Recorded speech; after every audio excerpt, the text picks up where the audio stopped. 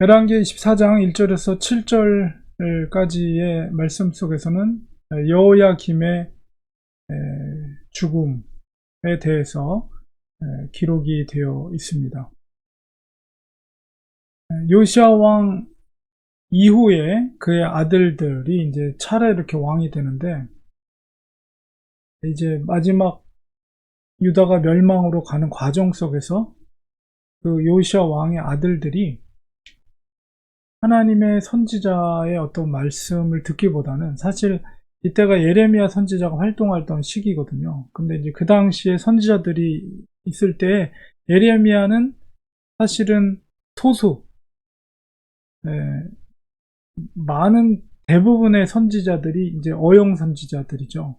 그래서 왕에게 왕이 원하는 목소리로 마치 하나님께서 응답한 것처럼 그렇게 하나님의 뜻을 전하지만, 그거는 참 선지자로서 하나님께서 주시는 음성이 아니죠. 하나님은 소수이긴 하지만 예레미야를 통해서 하나님께서 어떻게 행해야 될지를 알려주셨거든요. 그러니까 대세는, 그 당시에 선지자들의 대세는 이제 바벨론에 우리나라가 포로로 잡혀가지 않을 것이다. 그리고 설령 잡혀간다 할지라도 금방 풀려날 것이다. 뭐 이런 뭔가 왕이 원하는 목소리를 들려주는 선지자들이 대세였죠. 그러나 참 선지자의 말씀은, 예레미야를 통해서 전파된 말씀은 바벨론에게 항복하라는 거예요. 하나님께서는 무엇을 보시는 거예요? 바로 포로로 잡혀간다 할지라도 다시 그 포로 생활로부터 70년 동안의 포로 생활 이후에 다시 귀환할 것까지 하나님께서 보시면서 바벨론에게 항복하라는 말씀을 예레미야에게 주게 한 거죠.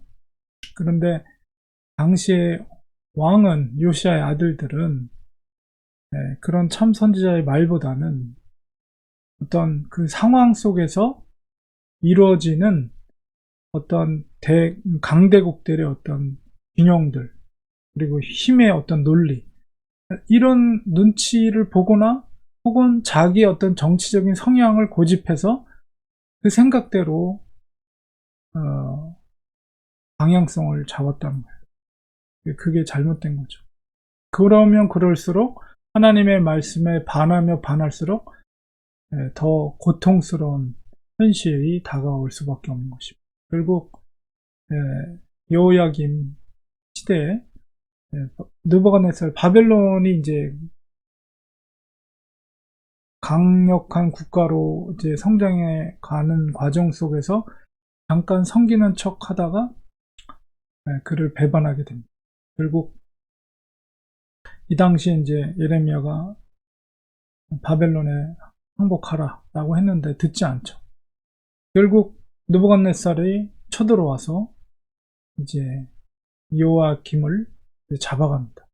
그러면서 이제 포로들을, 또 많은 귀족 자녀들을 잡아가는데, 1차로 잡아갈 때 거기에 이제 다니엘과 세 친구도 역시 포함되어 있었죠. 그래서 포로로 귀한 자제들이 잡혀가게 되고, 결국 여호야김은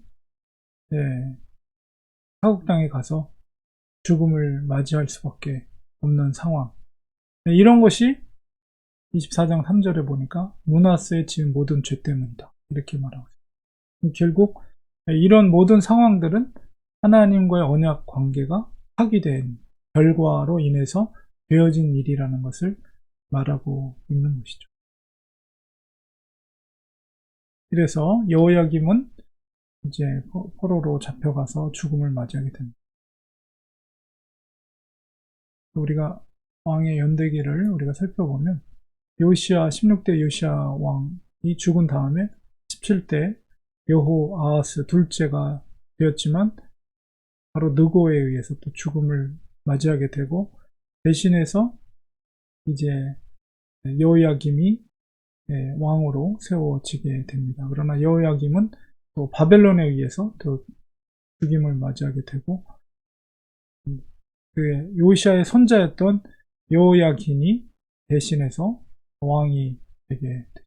근데 이제 여호야긴도 이제 3개월밖에 왕으로서 역할을 하지 못하고 이제 바벨론의 포로로 잡혀가고, 그리고 이제 그 요시아의 아들이었던, 셋째 아들이었던 시드기야가 그 마지막 왕으로서의 임기를 가게 됩니다. 이런 식으로 해서 이제 유다가 멸망의 길로 가게 되는 것인데,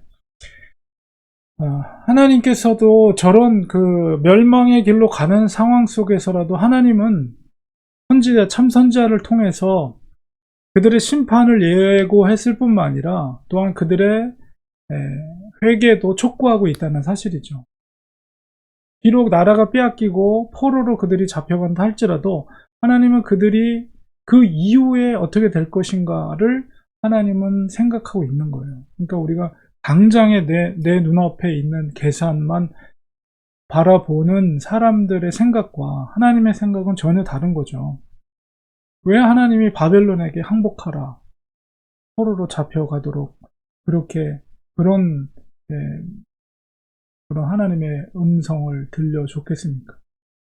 그 포로 귀환 이후에 하나님의 회복, 이런 것도 생각한 것이고, 물론 근본적인 거는 예수 그리스도를 통한 그런 영적인 회복까지도 하나님은 생각하시는 거지만, 지금 당장 이 상황 속에서는 70년간의 포로 생활 이후에 다시 귀환할 것까지 생각하는 거죠. 열왕기 상하를 기록한 저자는 지금 포로기에 있는 백성들에게 역사를 기술하고 있는 것이거든요. 그러니까 그들에게 있어서 소망이 뭡니까?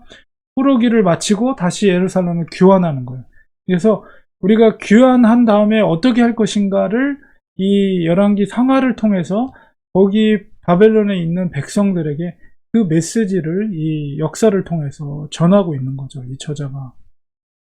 이런 것을 통해서 오늘 말씀을 통해서 우리 깨닫는 것은, 하나님의 그 생각은 정말 우리가 계산할 수 없는 그런 뭐 10년, 20년이 아니라 몇백 년 이후의 일도 하나님이 모든 것을 섭리 가운데 주관하시면서 말씀을 선포하신다는 거예요. 그러니까 우리가 당장 그 세대는 이해하지 못하죠. 아니, 바벨론에게 포로로 잡혀가고 항복하라니 어떻게 그게 하나님의 말씀이라고 우리가 이성적으로 그걸 생각할 수 있겠어요. 그런데 하나님은 그렇게 말씀하신다니까요. 우리가 당장에는 이해는 안 되지만 바로 하나님은 70년 이후에 다시 귀환할 것, 고레스 왕을 통해서 귀환하게 될 것까지도 페르시아 제국, 아직 등장하지도 않은 페르시아 제국 때 귀환할 것을 하나님은 아시기 때문에 그런 말씀을 하신 거죠. 그러니까 우리가 때로는 정말 이해할 수 없는 우리의 현실, 상황, 그 속에서라도 우리는 하나님을 끝까지 신뢰하고 하나님의 말씀을 이해하는 게 아니라 그냥 신뢰하는 거예요. 하나님의 음성을 신뢰하는 거예요. 거기에 은혜가 있는 것입니다. 그게 지혜. 오늘 이 말씀 속에서 하나님을 우리가 머릿속으로 이해하려고 하기보다는 신뢰하고 믿고 믿음으로 따르는 우리 그리스도인들이 되기를 소망합니다. 기도하겠습니다.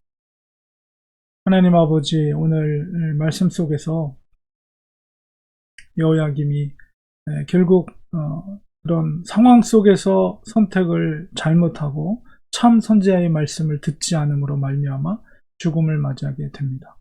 하나님, 우리들도 때로는 이해할 수 없는 그런 상황 속에서 하나님께서 정말 우리가 정말 도저히 이해할 수 없는 그런 말씀을 하실 때도 있습니다.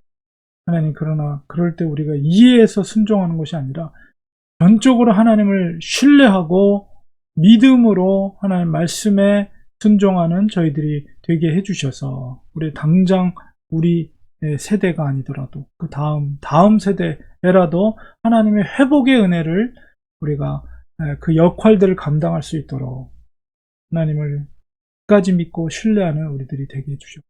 예수님의 이름으로 기도합니다. 아멘.